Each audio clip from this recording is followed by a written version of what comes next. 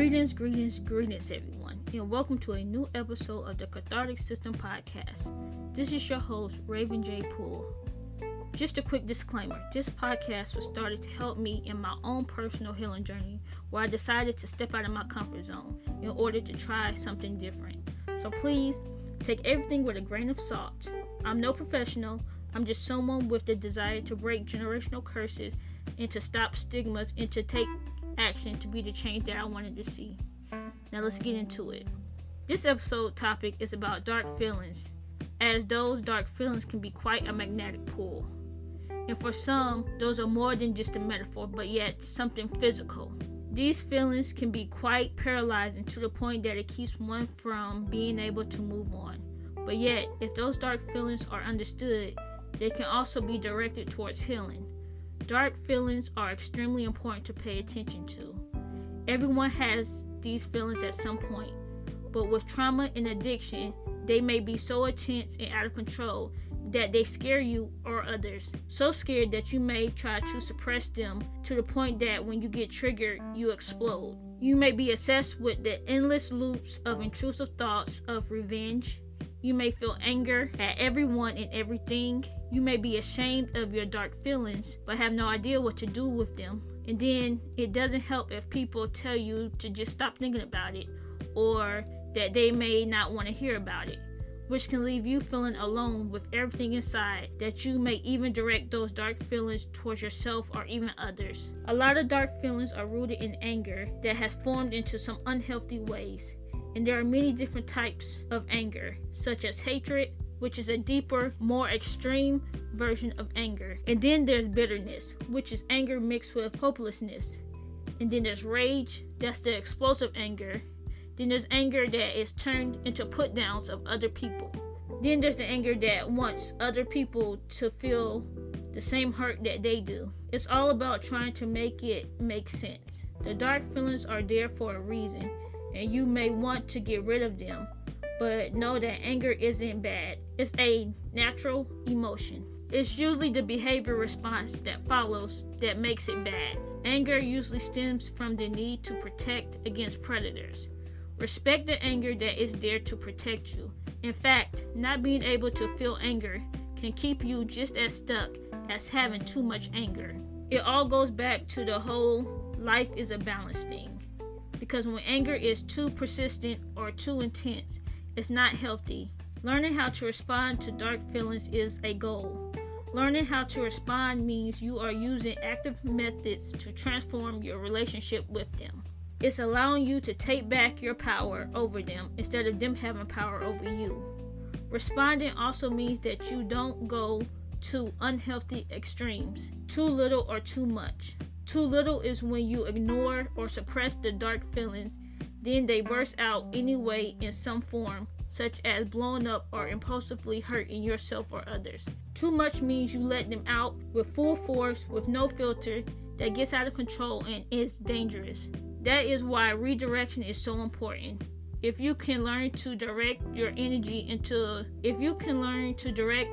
in your dark feelings towards healing, it can bring you to a much healthier emotional state. But just as important as redirection is, don't neglect to allow yourself to grieve. Trauma and addiction come from many losses. Losses of hope, innocence, trust, physical integrity, money, relationships, and freedom. Underneath dark feelings, there are often deeper layers of hurt and sadness. Live life in curiosity. Becoming curious allows you to open yourself to get to know yourself more and to discover and explore your patterns. Ask yourself some questions and be 100% completely honest with yourself, because we are only as sick as our darkest secrets. Some example questions you can ask yourself is: are you addicted to anger? Are you addicted to anger? Is your anger a part of substance use or withdrawal?